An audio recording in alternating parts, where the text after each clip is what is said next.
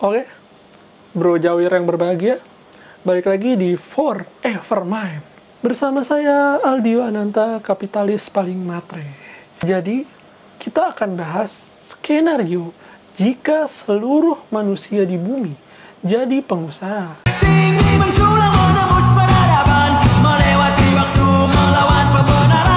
Dulu, aku terlalu sering berada di sekitar pengusaha. Jadi, pola pikir aku tuh selalu menganggap karyawan tuh sama kayak gembel.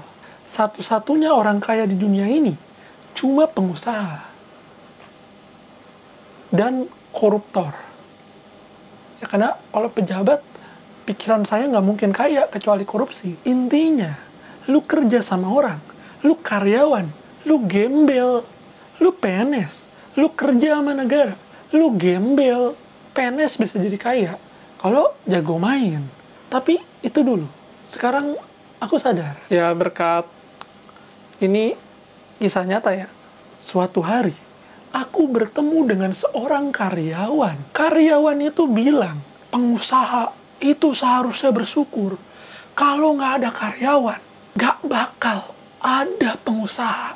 Karyawan itu juga bilang, saya ini sebenarnya bisa aja jadi pengusaha, tapi saya nggak mau. Logika aja ya, nggak mungkin seluruh manusia di bumi jadi pengusaha. Makanya saya ikhlas jadi karyawan demi keseimbangan alam semesta. Makanya pengusaha harusnya berterima kasih kepada para karyawan. Akhirnya aku menyadari kalau aku terlalu menganggap rendah karyawan. Tapi itu dulu. Sekarang aku sadar kalau karyawan itu ya emang gembel. Logika aja ya. Tuh karyawan argumennya jelek. Yakin satu dunia bisa jadi pengusaha? Menurut saya tidak. Secara logika, dunia yang sekarang kita tinggali memerlukan hierarki. Seperti sistem piramida pada umumnya, orang yang berada di atas berjumlah sedikit, tapi amatlah berat. Jadi, mereka membutuhkan banyak orang-orang kecil di bawahnya. Intinya, tidak mungkin ada orang kaya tanpa orang miskin. Tidak mungkin ada raja tanpa rakyat jelata. Tidak mungkin ada pengusaha tanpa karyawan. Misal, satu dunia nonton video ini, terus seluruh karyawan tersinggung. Masa gue disamain sama gembel? Akhirnya, seluruh karyawan resign dan jadi pengusaha. Lalu, apa yang akan terjadi? Ya nggak mungkin. Karena pada umumnya, karyawan tidak punya modal. Ya, buru-buru modal. Paling masih nunggak kasbon. Oke, kita kasih privilege. Dengan asumsi, seluruh orang punya tabungan untuk modal usaha. Dan karena tidak ada lagi karyawan, maka sang pengusahalah yang akan mengerjakan seluruh bisnisnya sendirian. Ya, paling dibantu sama keluarganya lah. Dalam hal ini, akan terjadi dua tahap. Tahap pertama, bisnis raksasa akan mengalami kerugian. Ya, itu udah pasti. Karena tidak mungkin bisnis raksasa bisa dihandle satu orang. Tahap kedua, bisnis raksasa bangkit lagi. Dan seluruh pengusaha FOMO balik lagi jadi karyawan. Kenapa begitu, Wir?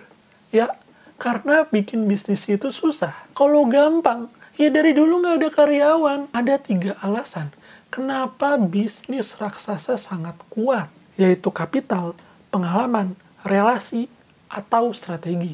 Nah, kita bahas kapital dulu. Kapital, artinya bisnis raksasa memiliki modal yang lebih banyak sehingga mendapatkan berbagai keuntungan. Misal, dalam marketing, langkah awal agar orang mau beli produk kita, yaitu tahu kalau produk kita itu eksis. Caranya, ya dengan iklan, endorse, DLL.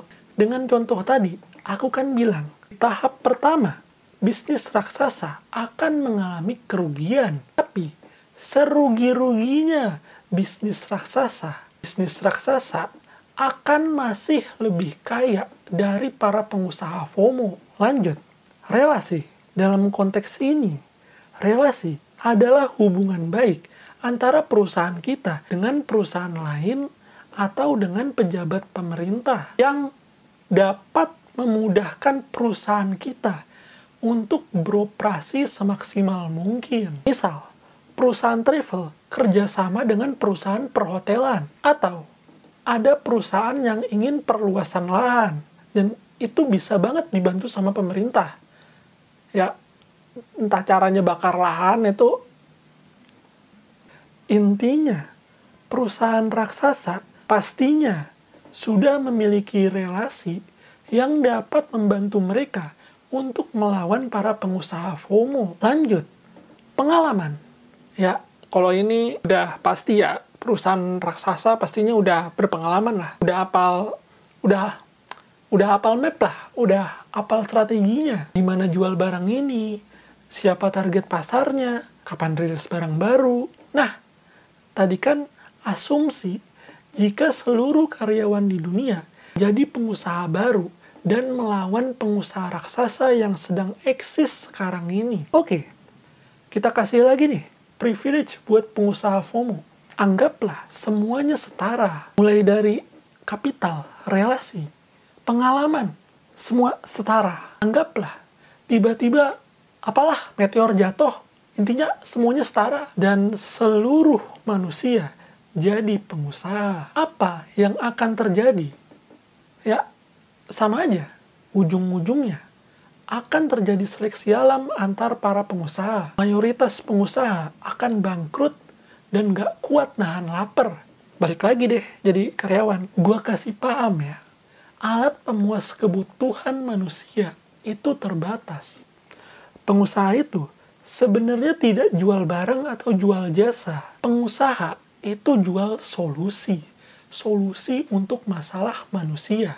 Misal, ada manusia yang punya masalah. Masalahnya, mager nimba sumur. Terciptalah air kemasan. Manusia gak perlu lagi capek-capek nimba sumur, capek-capek rebus air. Ada yang bilang, air kemasan itu sebenarnya tidak menjual air, tapi menjual botolnya. Yang bilang itu, koplak air kemasan itu menjual efisiensi. Mager adalah masalah manusia, sehingga solusinya adalah efisiensi.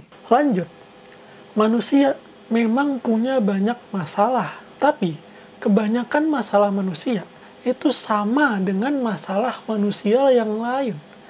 Total seluruh masalah manusia di bumi gak mungkin nyampe 8 miliar. Anggaplah setiap manusia menikah dan gak gay, dan setiap pasutri kerjasama bikin satu bisnis. Ya, tetap aja gak mungkin masalah manusia sampai 4 miliar.